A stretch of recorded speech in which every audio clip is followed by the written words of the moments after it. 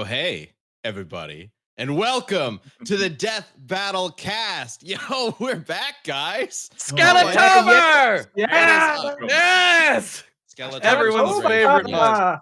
I mean, I was going to introduce it just in case people didn't know what the hell we were talking about, but it is Skeletober.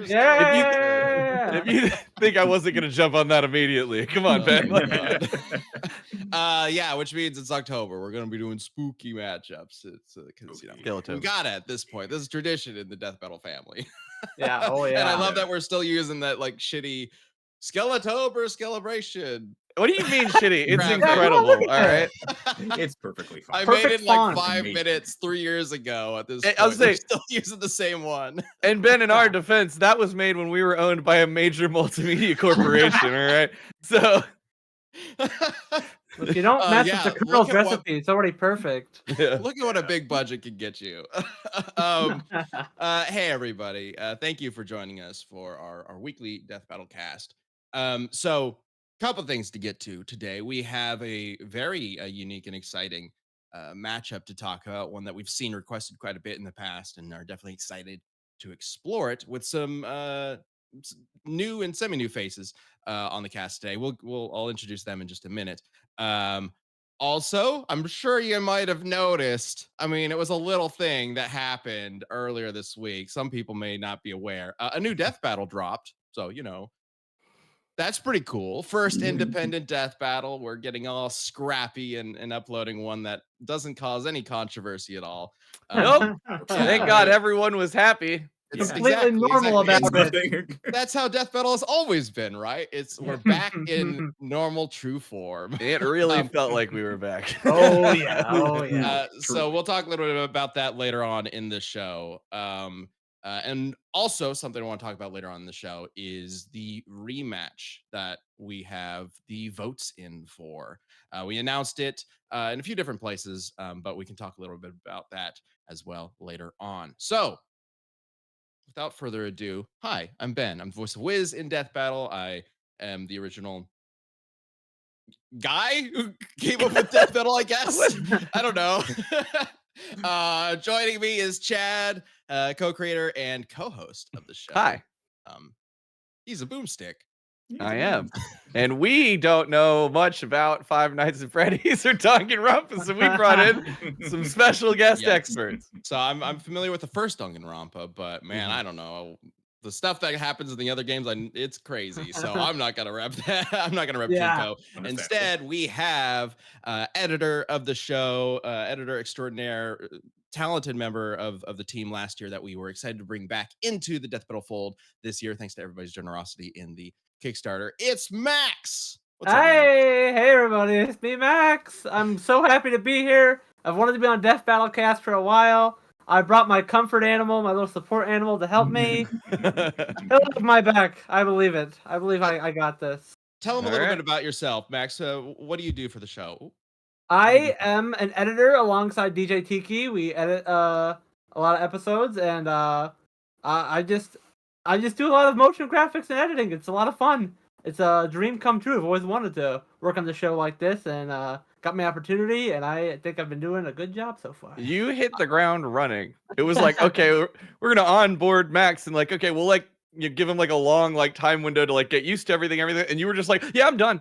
We're like, what? Like, I got what was your first episode you worked on again? The first episode I worked on was Scooby-Doo versus Courage. I primarily took care of Scooby. And then the first full episode that I was just taking care of was Rick Doctor. That was their first full me. Yeah. Fortunately, I got like 2 of my most wanted fights on Death Battle in a row. I got to edit them. It was perfect. Awesome. And then we also have, he's been storyboarding for our fights for a long time now. It's John Mitchell. Yeah. What's up, John? Yeah. Here for someone that isn't Simone, and it's FNAF. Yeah. So let's talk a little bit about what matchup we're getting into. So if you're new to Death Battle Cast, the way this is gonna work is we have 2 characters and we need to figure out who should win. Well, specifically not us, you guys. You guys will be voting on who should win between Junko from Danganronpa and Springtrap from Five Nights at Freddy's. And to represent these characters today, we have Max repping Junko and John repping our FNAF robot creepy monster, the Trap of Springs. Serial Uh, murder. The man behind the slaughter. Man behind. Don't take that from me.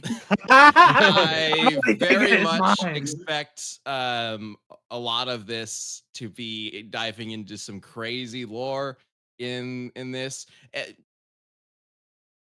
There's probably going to be some spoilers, I imagine. Oh, in yeah. particular. I definitely Both need of these spoilers. characters are like I know they're kind of not necessarily. Well, one of them is definitely like a complete plot twist, right?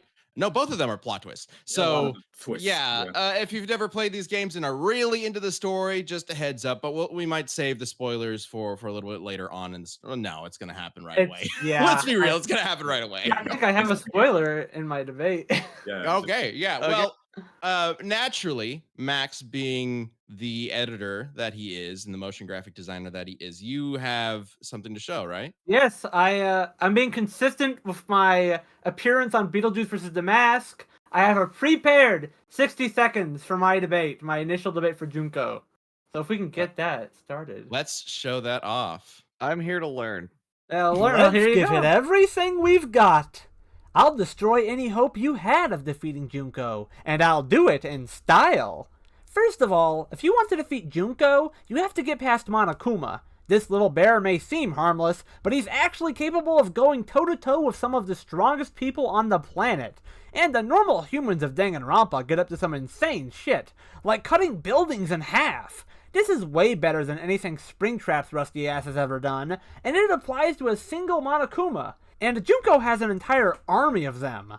Of course, Junko herself is also incredibly resilient to pain, and is way smarter than Afton, who has been manipulated into traps in the past. She could easily set him up for a punishment that wouldn't just destroy him, but destroy his remnant as well. There's no coming back from that. I'd love to see you try to win, though. You'll just be in that much more despair when you realize you can't.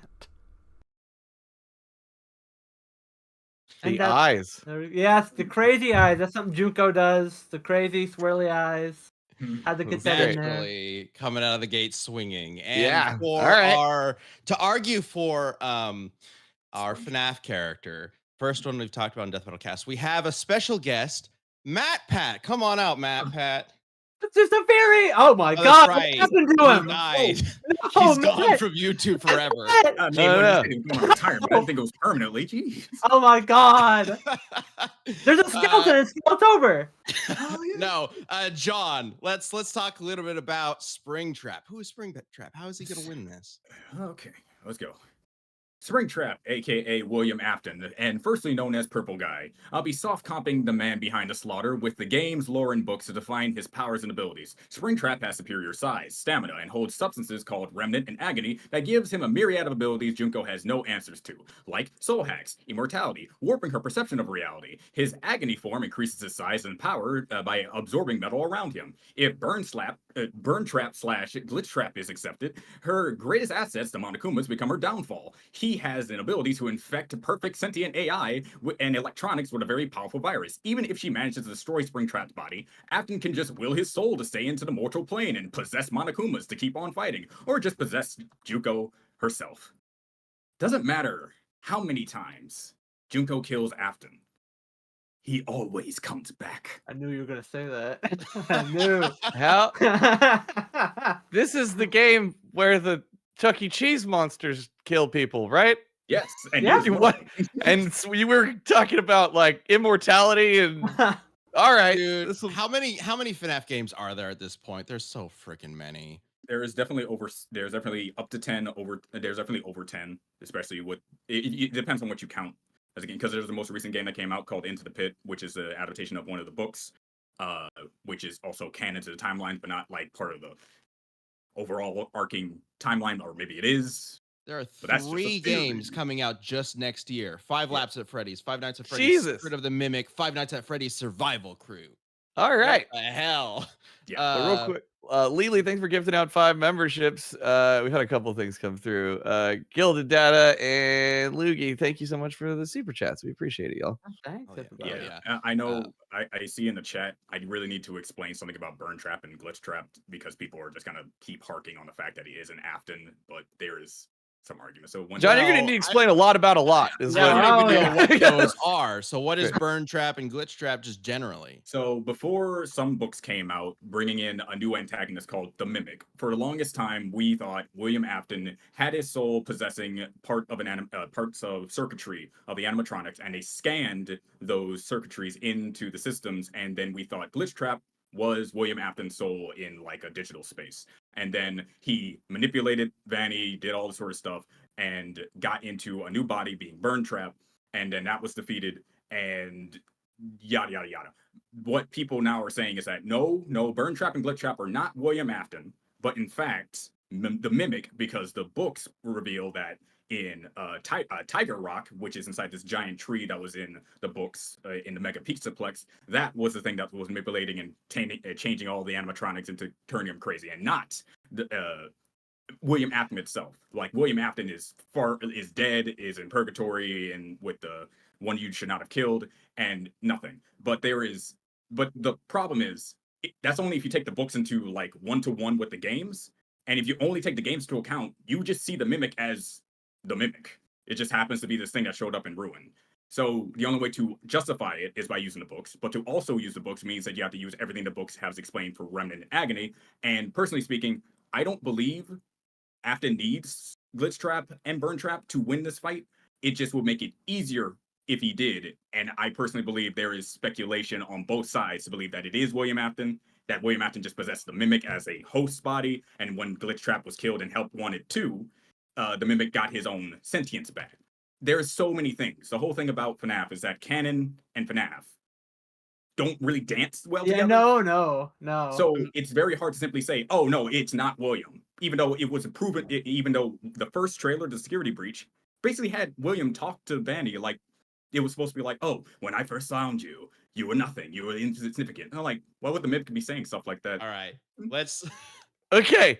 For the big thing there for me was wait, FNAF has books. Yeah. Oh yes, so many I looked books. it up. There are 23 books. Yeah. So wow, there's a lot more going on here than even I expected. Okay. So, I Big like franchise. hearing. Well, no, he's in purgatory, but then something about Tiger Rock in the tree in the pizza place. But like, yeah. So let's back it up just a little bit and talk about William Afton and how Springtrap came to be. Like William Afton it's the Matthew Lillard character in the movie, right? Yeah, that's William Afton. Yeah. Steve Rackett. So who the hell is William Afton and what does he have to do with Springtrap? Let's start William there. Afton is the person who murdered 5 children in the missing child. The missing child incident, and those children later, after lots of convolution, they tricked him to get inside of his suit, which was already like ready to be spring locked, and then those spring locks clamped in on his body, and he started to bleed out and was left in the back room to rot. He stayed there for 30 years and came back after being retrieved by people from the back room into Fazbear Frights, and essentially has been trying to continue what he's been doing with his own machinations of killing kids, being a psychopath and stuff like that. His whole thing is that William Afton is Springtrap because he is inside Springtrap. And if you look at Springtrap's model, you see entrails, you see like a skeletal structure, skeletal system. He's in there, and he was burned in Fazbear Frights and had to repair himself, and then he became Scrap Trap. Scrap Trap later got burned again in the end of Final Freddy 6, but his soul was taken and kept from the one you should not have killed, aka Cassidy, to be in a forever hell purgatory for all eternity. And until the Mimic showed up, we thought he came back via Glitch Trap, but now people are just like under the impression that it literally has nothing to do with Glitch Trap, even though Glitch Trap and Burn Trap both share the same naming scheme of Scrap Trap and Spring Trap. But hey, it's the Mimic. Okay. He mimics things, I guess. And he also knows his catchphrase, even though he shouldn't know his catchphrase. okay, got it. That helped with the Mimic stuff a lot. Yeah. Okay.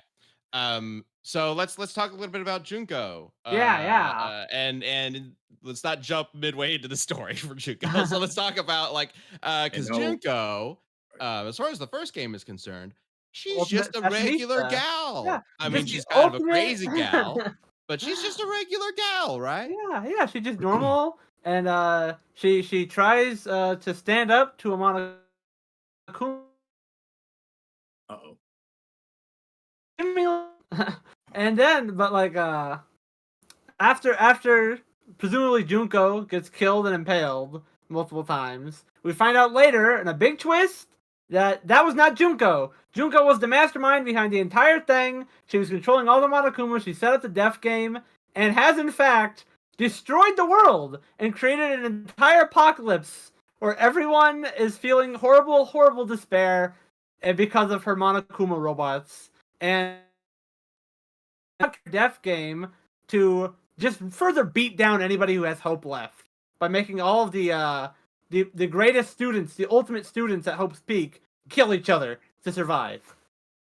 Okay. So that's basically what she prepared, what she planned, and she would have gotten away if it wasn't for Makoto and his meddling Hope getting in the way of everything. Oh. Thank you, Not Santana, and what's up, Gelatin? Oh my god. And then hey, Gelatin and Kinderex just gifted a ton of memberships. Oh, and now Vamulator. Y'all are going crazy. What happened?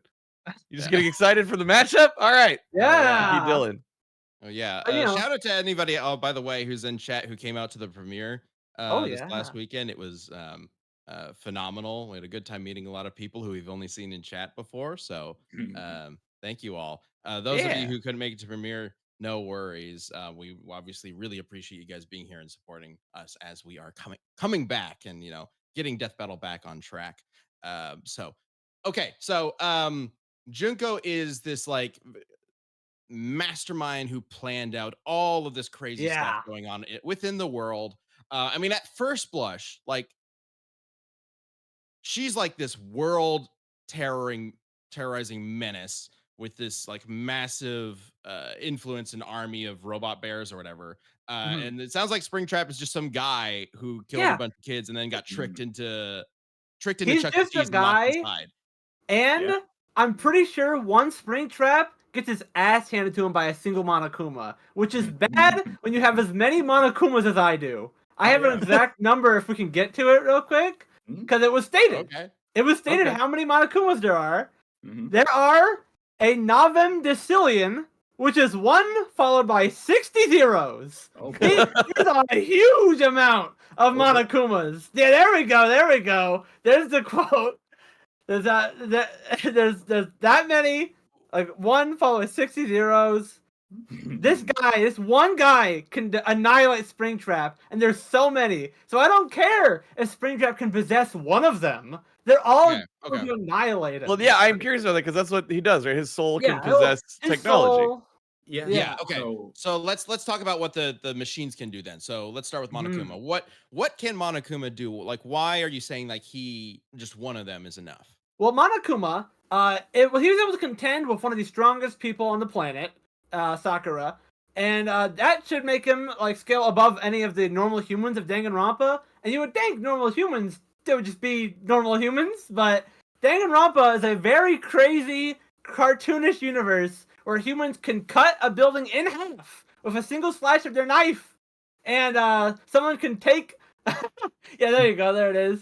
And decapitation against the building. Super decapitation. And this isn't some like. I know there are plenty of superhuman people in Danganronpa. Like this isn't like their special ability. I'm pretty sure this is just a normal person, or like they're not as strong as Sakura at least. Gotcha. Sakura is stated to be one of the strongest people. Yeah, and I think Nekomaru takes a shit so hard that it blasts the wall behind him and starts to destroy a bunch of trees. It's like a whole bunch of trees are destroyed because he took a shit so hard. There it is. Those were trees. Now it's just missing. Those were trees. Is that a ravine? I think so. The Lorax would be so sad to see this. So that's what normal humans can do, and that's like Springtrap can't do that. And there's just one Monokuma, and like Nom Decillion, I don't even know the number. That many, all ganging up on him. He's that's dead. a lot. Well, Necrio in the chat says. Hey, Max. Sorry, Necrio in the chat says, wasn't that amount of Monokumas just made in a virtual world? I was actually about to bring that up. I'm also a Danganronpa fan. I'm sitting there Oh. like, wait, wasn't that specifically in the digital realm?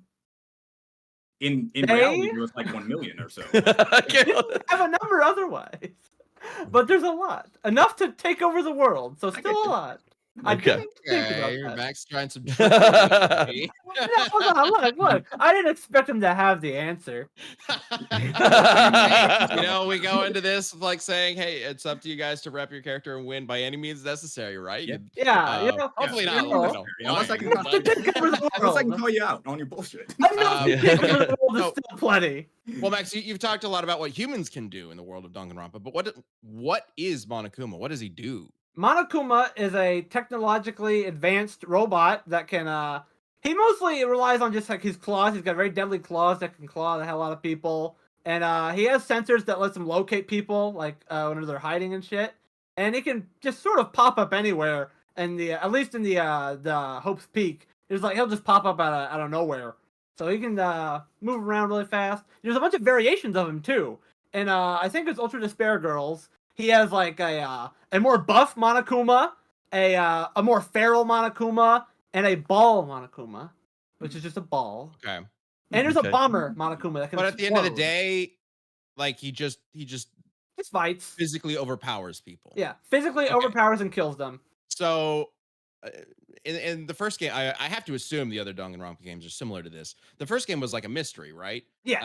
Where there's like a game being played, and Mhm. if you fail to deduce the proper killer, then somebody dies. And it's- If you correctly guess who the killer is, they'll be punished by an execution. Which there's plenty of bizarre executions to punish the right. blackened.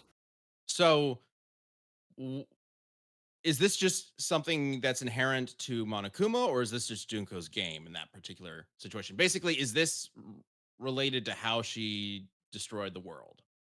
The Monokumas, we don't see much about how they took over the world, other than there was a rampage, and also she has these building-sized Monokumas that can punch a building hard enough that there's an explosion.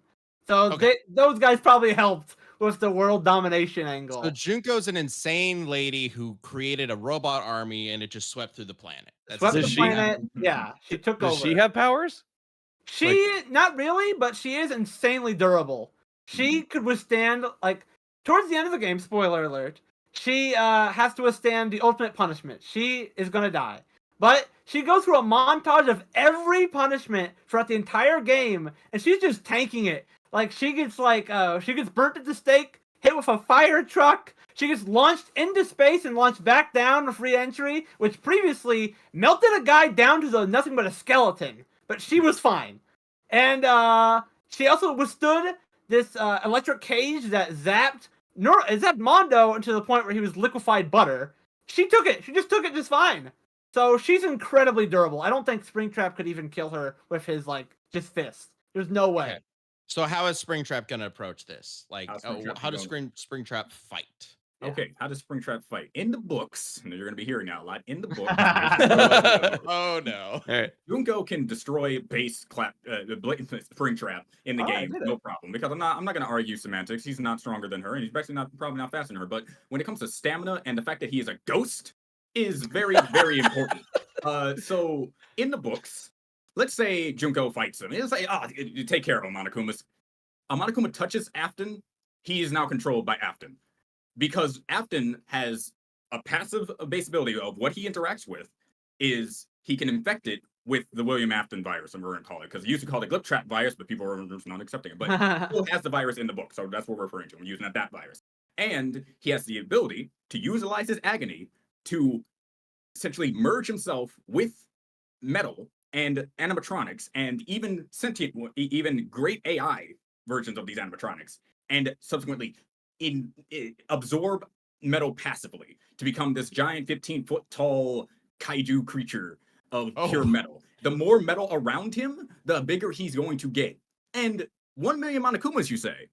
Huh. I wonder how big and strong he can get just by getting one, and then he gains that Monokuma's durability, speed, and so he can basically match Junko at that point, because now he has a body of something that can match her and get How bigger and long stronger. does this take? Oh, to very do the, instantaneously. Like literally in a instantaneous, like he possesses it instantly, or does it take a bit? Instantly. Actually, funny enough, when he was doing it, he was recreating his body from scratch, making organs and metal and even bunny ears because he has a thing for bunnies for some Oh reason. yeah, that's And- his iconic look. And then in mere moments, he just gathered a bunch of trash in the area, and then even devoured a bit of a forklift when it was smashed into him and hit him into a wall. He can just absorb metal. So Monokumas are all what? Metal.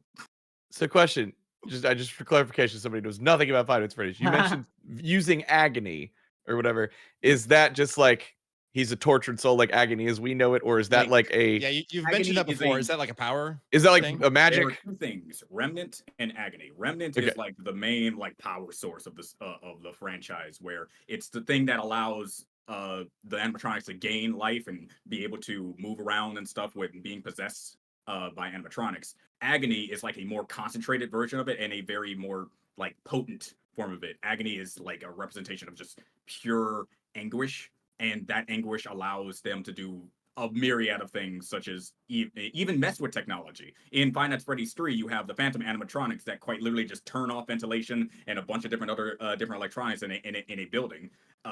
Giving Afton, who is like one of the more prominent members of Agony, he could just mess with the Monokumas passively just like that as well. It like the whole thing is that they can mess with electronics, possess electronics, and now when it comes to Afton, literally act as a symbiote and grasp on of all the different types of metal that's in the area to become bigger and stronger. Got it. Okay. The chat's Okay. also helping out. Paul W says yeah. Remnant is a liquid metal made by souls. Yes. Yes, Okay, Remnant so- is basically your soul in the FNAF. Two- universe. Soul metal. Soul Two juice. quick things. I'm definitely seeing the connections here.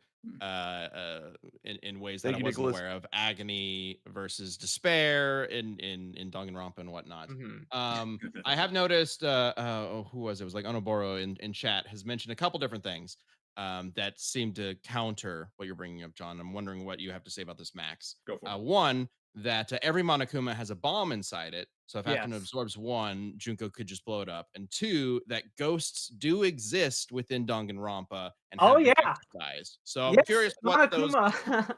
Sorry. how you want to approach those. Yeah, go for it. I wanted to address, I have a little picture of it in my 60 seconds there. Monokuma was able to exorcise a ghost to eliminate somebody. He threw salt on him, and the ghost melted away entirely. Monokuma, not Junko, just one of the Monokuma, Monokumas. just one of the Monokumas. He just had the hold on, I think there was a name for it. It was his Purification salt or something. cultural melting pot. Yeah, that's what it was. No.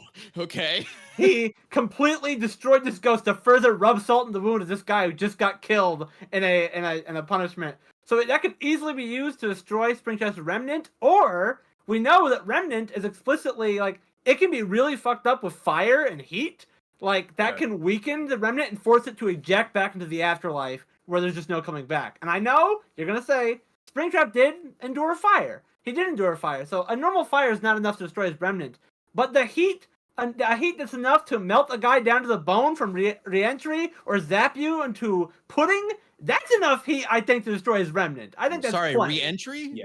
Yeah, re-entry. Yeah, remember like, he- it shoots into Shout out to space this and guy. comes right back down, and the guy's a skeleton. He was a normal guy when he went in there. He came back a skeleton that was just in pieces. That's right. He was a Completely normal melted. guy when he went into space. When he came back, skeleton. So, Like- Changed Like- man. Max, Like let me Matt say- Pat. Like a skeleton.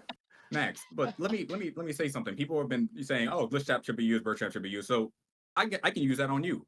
That's You what said that's- yourself you didn't think you needed it. No, You I said don't. you didn't think No, you needed no, that. But I'm telling you, I'm calling you on your bullshit again.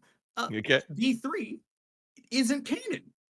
It is not canon. And now you're Okay, trying to use a no, dude, bring newest that canon thing against something that never was established or mentioned versus a Junko that has been dead for years, even you want to use it as canon. That she's going to use this thing she's never used before against this guy. It doesn't matter. No. And Dylan the F. whole bomb- in chat says that was V3, which was not Junko. So and the whole thing with the whole bomb thing, when he touches when he can control AI, he can basically do that. He can just tell it not to blow up. the bomb thing, that's what I was thinking. Like if the bomb becomes a part of him, then doesn't he control the bomb? He controls the bomb now. The Monokumas control their own bombs. Yeah, Junko can't just push a button and I activate think it? she can. I think she can activate it herself. She's in a control room. She And can she just can activate- bomb. She can just. The whole thing is what I'm saying.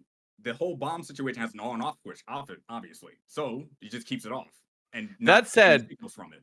I mean, that said, if you are now becoming a giant bear kaiju made full of bombs, like even if you're like digitally they're not going off, I feel like that might be a little bit of a liability from like a physical impact. Like here's the thing: if Springtrap starts, if he absorbs one of the Monokumas and like the bomb is deactivated, Junko's really smart. She's gonna be like, okay, every Monokuma that hasn't been possessed yet, blow up, destroy at once, destroy Springtrap. We And can't have him just take our Monokumas, so he'll just die like that. And that explosion would be quite amount of heat. I think would destroy his remnant. Again, he can just will his soul to stay into the physical plane. That His heat soul will be it's already melted. been showcased. So And he can possess even the fragments that will be left from the explosion. There is not atomizing the explosions here. He will still be able to possess the metal and just come back again. You're acting like if you destroy him, he can't just reform himself. That's If you destroy his remnant, though. So he resisted a bunch of times. He already resisted heat. You can't just use heat. A normal fire, a normal little fire. Oh yeah, I have a question. So what caused, because he's dead now in purgatory, as you said, right? No, what up in the air, debatable. Probably. Right. But what was the thing that supposedly killed him finally for good? What killed him finally for good is that right now, all we do know is in the fire of FNAF 6, he is kept by the one you should not have killed, Cassidy. And the whole thing is that Cassidy is in the same boat. The fire should have freed their soul too, but they were so tied to keeping this man that she just ignored it, kept him, and now made a purgatory that is just as real as anything. Things are actually given flesh. He actually will feel the pain and die.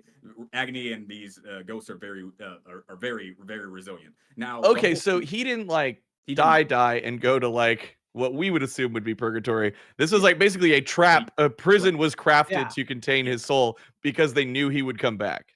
Yeah. Okay, and how hot was that fire? What does that fire look like? It went up to 200. It went up to 200 degrees, and that's about as much as that we got before he ended transmission. So it could have been higher, but at a baseline, it's 200 degrees. And I get where you're coming from. That it's a weaker fire than what an explosion would be. But again, that's speculation. He still stayed, and once you're not a kill, through sheer agony alone, resisted it when it's supposed to just be a catch-all thing. It's supposed to ejected them. Shouldn't even be that much. It means that they can just stay. Yeah, Dylan F in chat mentions fire doesn't destroy remnant; it only destabilizes it. Is that a thing? It destabilizes it to the point that it will then shoot off into the afterlife. It will attempt. And I think that the one who shouldn't have been killed was just keeping him there so they could torture him. He would have otherwise been sent off, but they're like, "No, I'm torturing you." But again, Cassidy, what's their excuse?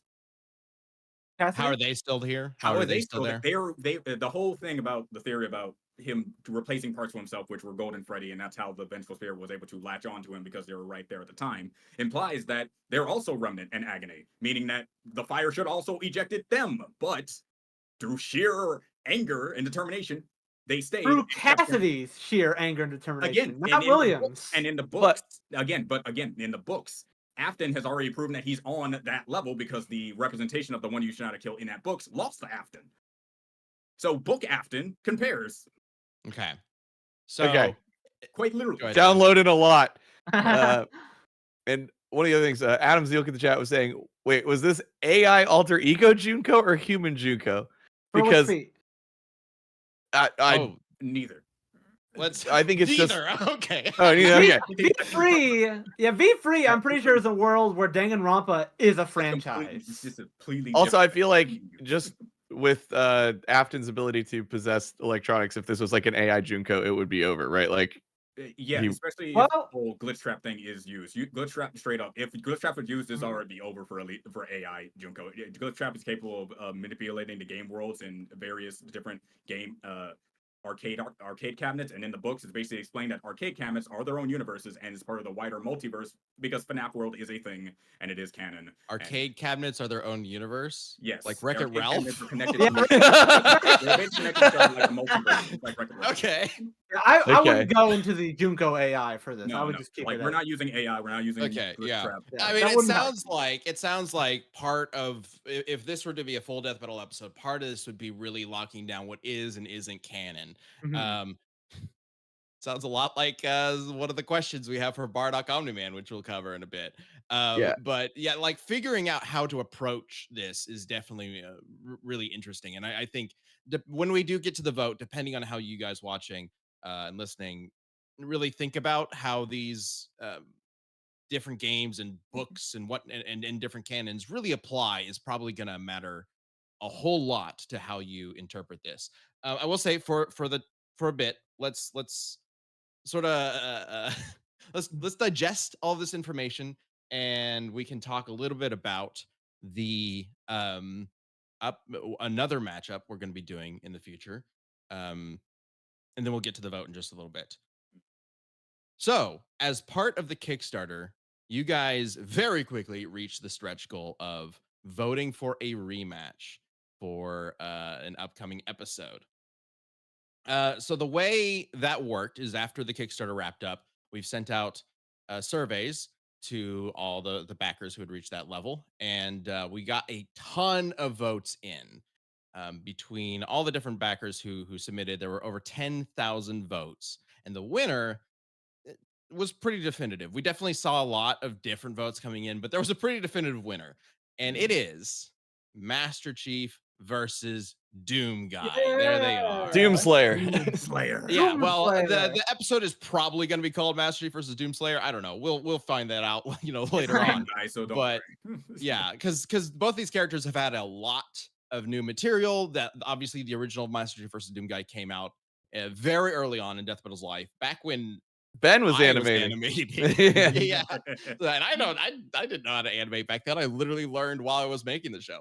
So and we didn't have like the research team or the editing team or any of these guys right here. Like it was a completely different show, right?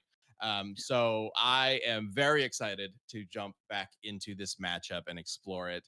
I think Master Chief versus Doom Slayer is going to be hardcore as fuck. Oh, Like, yeah. Oh, it's yeah. gonna be Yeah, dope. yeah. Yeah, rip and tear, guys. It's Rip gonna be and great. tear. Dude, all the like new stuff in the new Doom games is gonna be so much fun to explore. It's gonna be good. It's gonna be good. So yeah, Master Chief versus Doom Guy will be the rematch that we will be exploring later on. Whether that's this year or next year, or Sorry. no, definitely not this year. Whether that's 2025 or 2026. Still figuring it out. Yeah. Yeah. But just stay tuned to the channel. We'll absolutely let you guys know when that episode is coming up. As for the other matchups that were in the poll that you guys could have voted on, we absolutely were paying attention to like everybody's interest in the different matchups, because the reason if the matchup appeared on that poll, it is because we do have some interest in maybe exploring it in the future. So there is a possibility that other matchups in that poll will appear later on, but obviously we also don't want to bog down Death Battle with a rematch after rematch after rematch. So who knows? We might explore some of those other episodes, but regardless, Master Chief versus Doom Guy is coming to Death Battle. Yeah, Yeah. it's gonna be good. It's gonna be good. And that is not the next episode, obviously. If you have not seen yet, the next episode, which will be airing in what, like 3 weeks, right? Yeah. Yeah. Is Yeah. going to be Joker from Persona 5 versus Giorno Giovanna from JoJo. JoJo. JoJo's Bizarre Jojo's Adventure. Adventure. Golden Wind. JoJo from JoJo. Yeah. Yeah. Yeah, Gold Experience. I Gold saw a lot of Experience. people predicting that we were going to do this given what was on our Kickstarter, right? But yes, we've been hoping to do this at matchup for a very long time. We were very excited to jump into it. I mean, you guys are aware that these first 4 episodes we are premiering this year, the whole reason why we're able to even make them this year is because we started on them in the last waning days of Rooster Teeth, right? We weren't able to finish them. Obviously, that was the initial goal of the Kickstarter, and then you guys just blazed through that in 20 minutes, which is wild. These are the episodes that we had already started working on. Yep. We're very excited to finish them all and share them with you guys. I think you're gonna like what we're doing with Joker vs. Giorno. It's really fun, and it's not going to be controversial at all. Not at all. Not at all. Everyone's very civil about that match.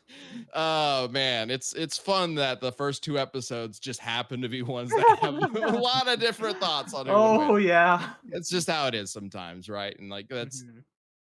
we wanted to make sure we started with the episodes that were furthest along, so that we could actually get episodes going. Get you guys death battle as fast as possible. Yeah. We didn't want to wait until 2025 to get these episodes out, for example. So anyway, yeah, that's going to be the next one. So look forward to that. We'll be having previews for Joker and Giorno coming out on the Death Battle channel This within Sunday. the next couple weeks. Yes. Yes. All right. So All right, with Ben, the community is very passionate about this matchup. The amount of the chat's been going crazy, super chats have been going crazy. So I'm gonna read a couple things. 44 says Springtrap's Remnant has survived multiple attempts to completely destroy him. It would be an impossible thing to fully destroy it. Let's see. The Good Loser says, I doubt Springtrap can even touch when each Monokuma by itself can move fast enough to occupy 2 places at once. So speed, interesting, because we haven't really talked about that. The Monokumas apparently are very, very fast. Yes. Alex is a very interesting thing. The Junko's main motif is to bring despair to others. And so she's skilled enough at knowing how to bring despair, and a master psychologist. Couldn't she make Afton not want to come back? Oh, not just that. He could make Afton forget he is William Afton. And She has an equipment, a flashback device that can completely warp your mind until you don't remember who you are anymore. So you had me. That's not going to work because once again, Springtrap, William Afton has like supernatural willpower of staying in one location for 30 years and kept all of his sanity. And also, Remnant and Agni are liquefied memories to the point where it's not mental anymore. It's now spiritual. It's now spiritual in its encompassness. That's interesting, but also I was kind of going with what Max was saying until he said device, and then I went, but can he just that thing he can turn off? Okay, yeah, right. It's so fast. Monokuma is so much faster that it's going to happen before he can do that. Again, when you're trying to say that he's going to open up with it, first of all, and so you're going to just let Springtrap to be there like, I guess I'm not going to take control of all the electronics that are in my possession right now. He won't even think about it. He'll be dead. You mentioned sanity. And I just want to check in with you, Max. Does sanity and insanity matter in regards to how Junko approaches? Junko's already insane. She's I don't think you can make her go crazier. Actually, I guess what I'm saying is in terms of agony and despair and all these proper nouns floating around here. Does Afton's mindset matter when it comes to whether or not Junko is going to be able to affect him? She can already any of her equipment and tech. It's just gonna work regardless. But she has ways to just make people feel overwhelming despair. There's a brainwashing video that if she forces you to watch it, you will just be her slave. Adam Zilke in the chat says, "Wait, wasn't the flashback device in V3, which is the non-canon one? Was it? Was that in V3? Actually, yes. Oh no! Oh, Mega Sonic Bros says that as well. Oh no! Oh yeah, my God. And once again, also Frago, same thing. Yeah, we already V3 apparently is a canon, but thank you so much for that super chat. If you want to say V3's canon for you, I can say Glitchtrap is actually William Afton. We both have our own little thing, and then you just lose because we're talking passive, just control. He waves his hand up, and it's over. It's over. What is for those of us that don't know what Glitchtrap is? What's Glitchtrap all about? Okay, the interpretation before the mimic. Saying that one more time, guys. You FNAF. Before the mimic was basically half confirmed or highly speculated to be the one. Glitchtrap is a manifestation of Afton's soul possessing the digital space. He has been manipulating and doing machinations. Can actually affect the real world by controlling people's minds by putting on a VR headset, and so he can slowly degrade. A mind. But he eventually got somebody named Vanessa to be his proxy of sorts to bring him a brand new body to resurrect himself at the bottom of the Pizzaplex. And so Glitchtrap is essentially a hyper-intelligent super AI that wants in a single few minutes, not even a few minutes, basically a few seconds, because one moment they're all the animatronics that have sentient AI. They can think for themselves, walk for themselves, go wherever they want, do whatever they want, like Monokuma. And they were instantly taken over within mere moments. Glitchtrap wanted to get at Gregory and have Vanny bring him his new body and his new vessel and stuff like that. So all in all, Glitchtrap is just better AI Junko. Skynet. Yeah. Okay, much. got it. And so the Um, argument there is if we're going with like non-canon stuff or potentially non-canon stuff, Yeah. then it's like he just waves his hands and all of the Monokumas are taken over and they But I instantly don't turn think we're on Junko. using non-canon stuff because Yeah. my Right. Danganronpa V free stuff has been vetoed, and I agree. I agree. Let's keep things canon. But my I will say a couple people in chat have mentioned, including Patch, that she does have some sort of way to wipe memories because the entire cast of the first game had their Yeah. memories wiped. Yeah, So yeah, there's yeah, something. she can make you forget your memory still. It's just Yeah. not exactly that equipment that we. They were saw. Yeah, not I guess- aware Yeah, that the again, world had been destroyed. Yeah, they had no idea. Yeah. So I think not it only seems were like their it's- memories wiped, they were like reprogrammed essentially, right? Not necessarily. They just didn't remember what happened. Or Oh, maybe she had just taken over Yeah, right before taken then. Okay, Mhm. okay. But my big like point here is that like the second one Monokuma is taken over, Junko's not gonna let that stand. They have built-in explosions. They will just self-destruct on him, and he will just be remnant, which I still think would get like annihilated by this. I think it will definitely be a mild inconvenience until he just possesses any one of them. Or just her. You keep forgetting that he can also just possess her and attack her soul directly. And I'm pretty sure Junko has no soul resistance. Last time I checked. Oh no. Oh no. When is he possessed a person, not a machine? Like, Because I the thought he whole- specifically had metal. Like the The whole thing control. about the Oh spirit. dear. Oh dear. They're tied to the animatronic that they are. Springtrap is tied. William Afton is tied to Springtrap pretty much. But if Springtrap is destroyed, his spirit can be freed, just like how the spirits were freed when William Afton destroyed all of the animatronics. And nothing is stopping them from possessing another object, especially if that object already has remnant around its location. And if you destroy the giant amalgamational creature that is giant amalgamation, the agony trap, I'm calling him, the remnant's just gonna now spread around. Because again, he made remnant by melting it down.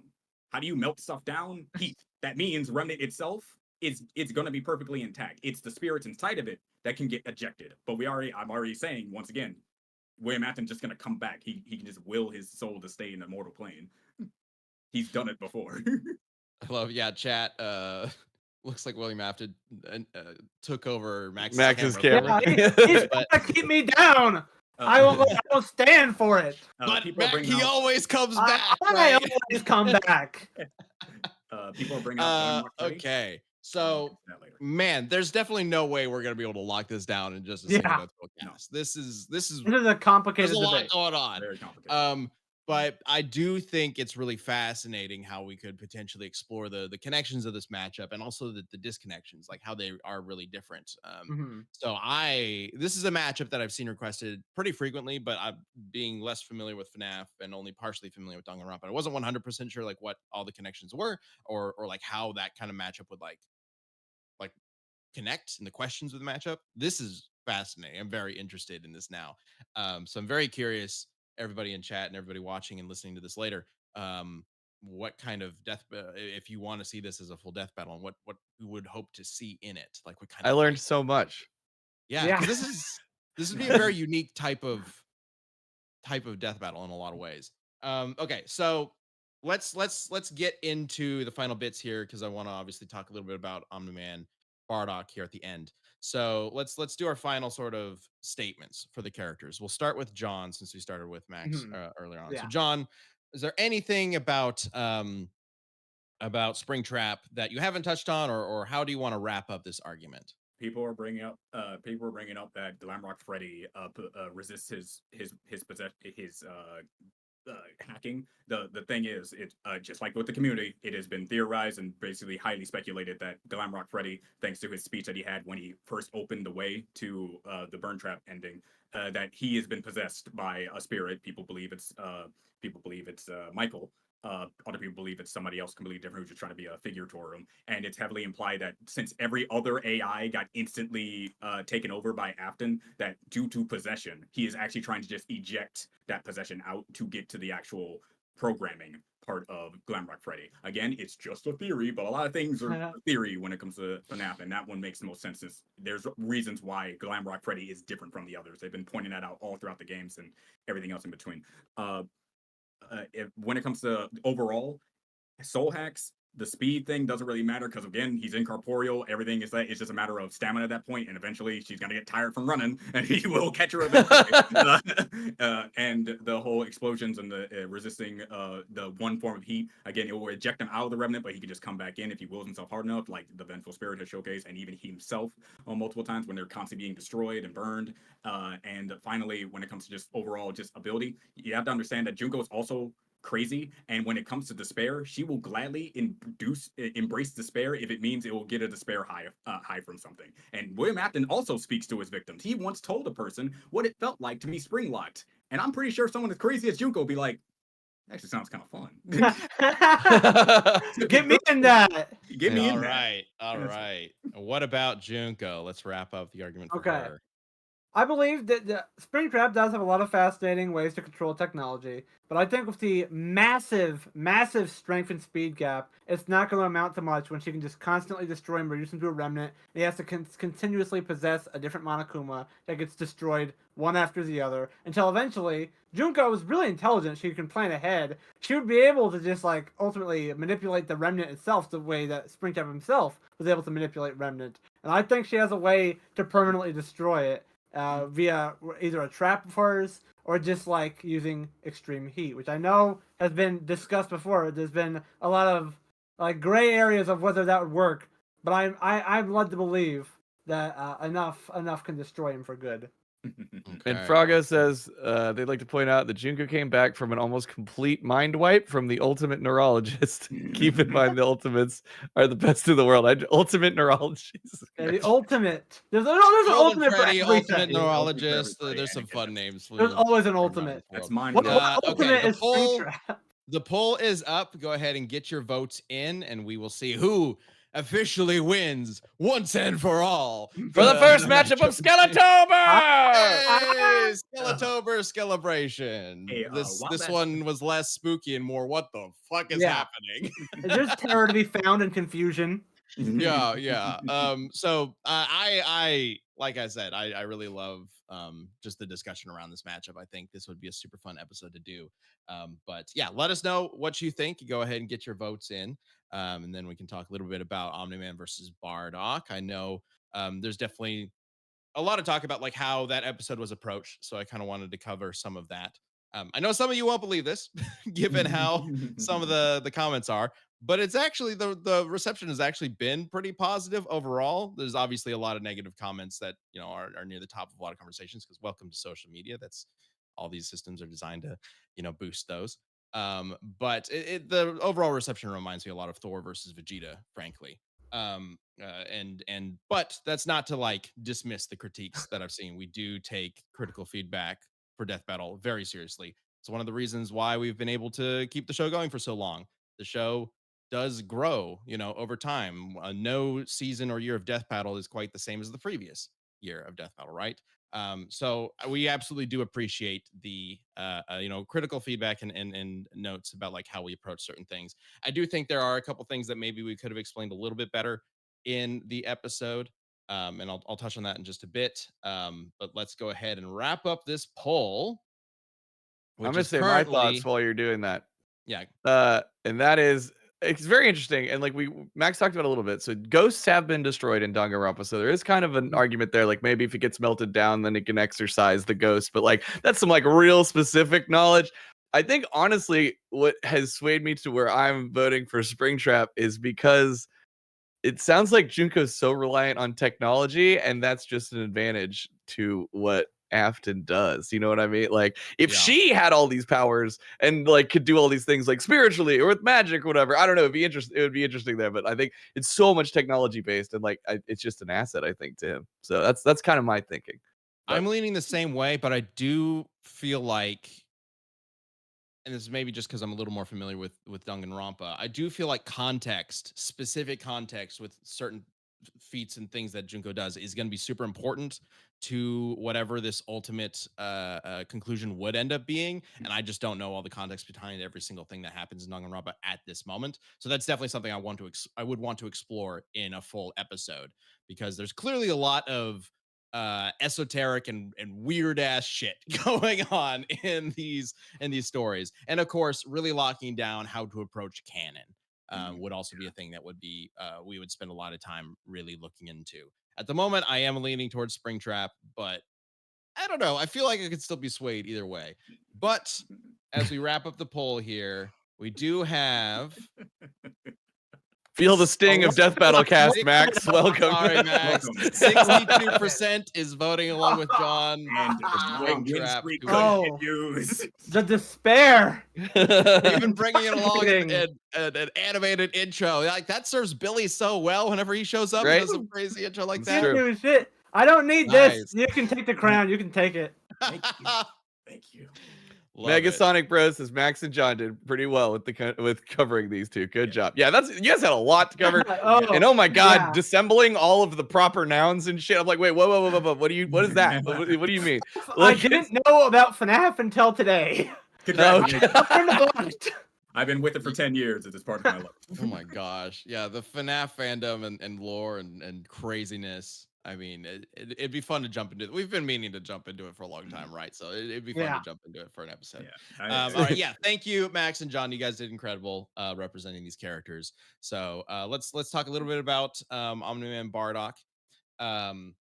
So I know some of you guys have some questions about like how we approach certain feats, like in particular with Omni-Man, the whole how we determined how strong he is and how durable he is, and the incorporation of the solar disk and the planet's destruction. So I do want to just note that I've seen a lot of questions about like how we interpreted Theodis's statement that like they have a list of weapons that can hurt Viltrumites or whatever, thinking that it's kind of a vague statement. And I do want to emphasize that, like, as we say in the episode, it's not just a single statement. It is a multi-arc storyline in Invincible. It's actually started in the animated series, if you've kept up with that.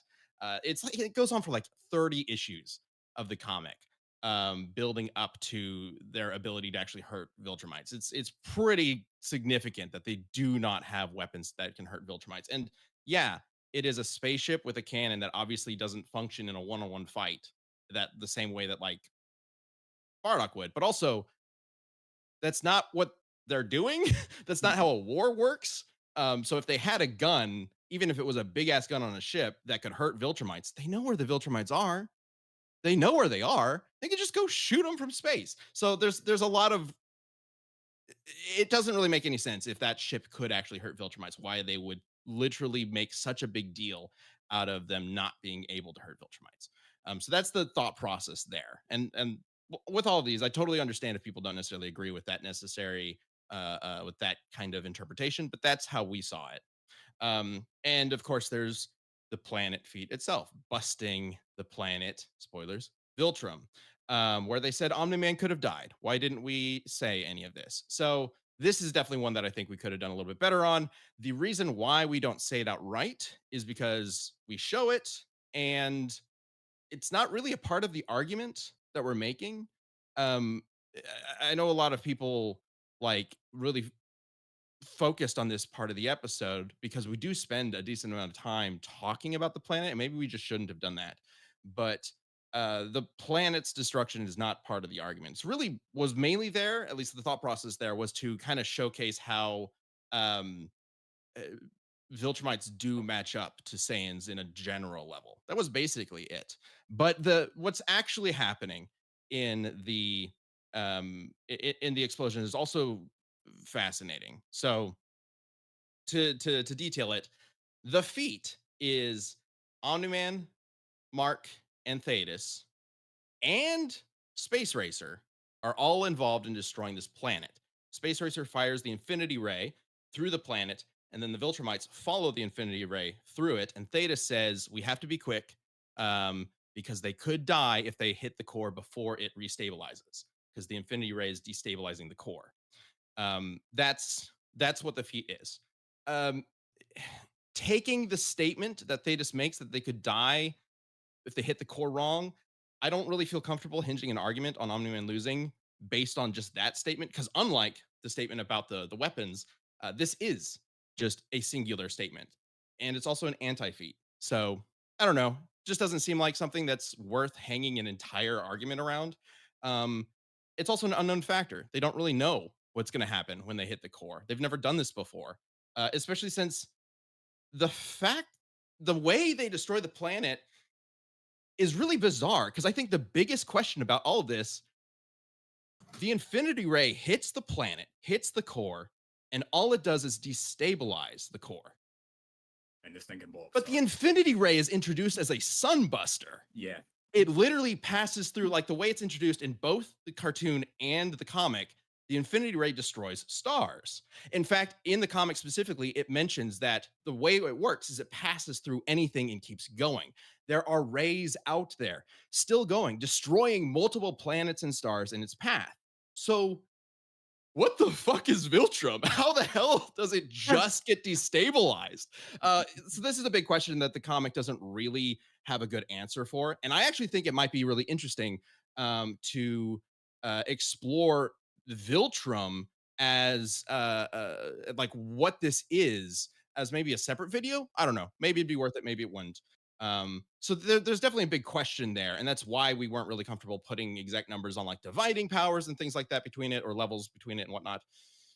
It's there's a big question regarding the planet. So that's at least the thought process there and how we approached it. Again, I understand if you don't agree with that, that's where we're at. So I don't know. It's a very bizarre sort of thing to try to put numbers to. But hey, this is also not an exact science versus debate, things like that, right? Like we all Yeah. know.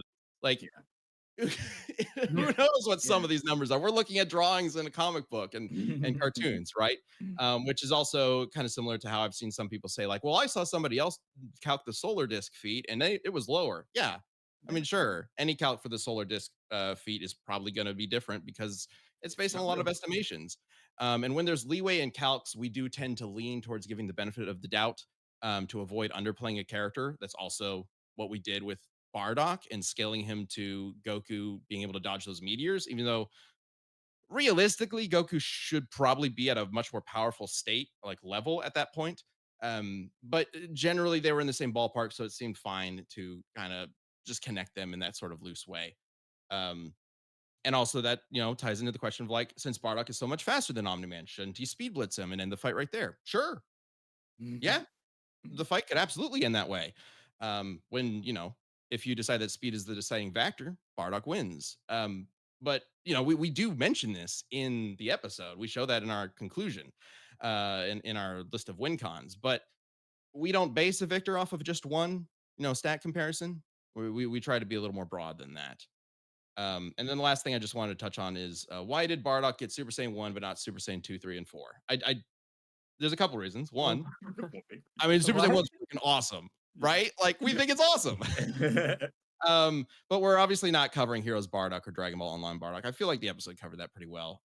We just really wanted to, explore that option for it. And also, like, because that was one of my big questions going into it when we had our big, when we started working on this episode, literally in 2023. I was wondering if it would make sense to incorporate the Super Saiyan form, because I thought it would be rad. And the more, I looked into how we could explore Bardock's story and who he is as a person, the more it made a lot of sense to talk about the Super Saiyan form, because I realized, the way they sort of have reevaluated the Bardock character in the Super manga sort of sets him up down the same path Goku is going down. And I don't know, it's just fascinating to me that like that's sort of the implication is that he could have become what Goku is essentially, but he had that ripped away from him. It's a tragic sort of like example of a or a tragic sort of story for a Saiyan like him, trying to move away from the kind of person he was. And it's very similar to Omni-Man's story. It just felt really, I don't know, really fascinating to me. And I definitely wanted to explore it, and it just made a lot of sense to incorporate it.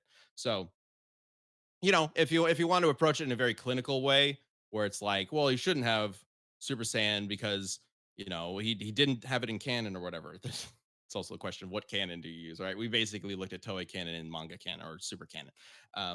But then maybe the episode's not for you, and that's fine. Everybody's gonna look at it differently, and this is how we looked at it. So I hope that kind of helps clear up some of the questions of like how we're looking at things. I do think uh, well, I think it's important for us to see, feedback and stuff regarding how we address characters and episodes and matchups. And we absolutely do look at those. So know that. I mean, obviously, we're not a big fan of like reading really negative comments, obviously, but like nobody is. But like we want to make sure that we're always improving and doing better. So thank you to people who are who are really. Criticism is fine. Don't be a dick. Yeah, sure. Yeah. But no, thank you. But thank That's how I put it. you to people who are willing to give that sort of criticism and Yep. be, appropriate with it, hopefully, but also, willing to what am I trying to say? Basically, give us feedback to help us improve. Yeah. Because it does matter, right? Like I wouldn't necessarily want to make something that everybody is just blindly clapping for, but also, it's nice to have some people clap for it. Yeah. Be No, constructive about it. yeah, it's good to be back. It's interesting to see nothing's changed. Yeah. And we're still gonna be making some awesome death battles. I think, regardless, you guys are gonna have some fun things to say about Joker Giorno. But I do think going into it, try to see how we're looking at the characters as well as how you look at them. Don't Again. I think it's interesting exploring how people have different views on characters. That's kind of the whole point of what Death Battle Cast has turned into, is talking about like different interpretations and explorations and into understanding characters. And yes, I have seen a couple of you in the chat mention about the cutaways. So we currently do not have animated cutaways in the current episode. Max has actually been editing this upcoming episode, and you Yeah. guys might Yeah.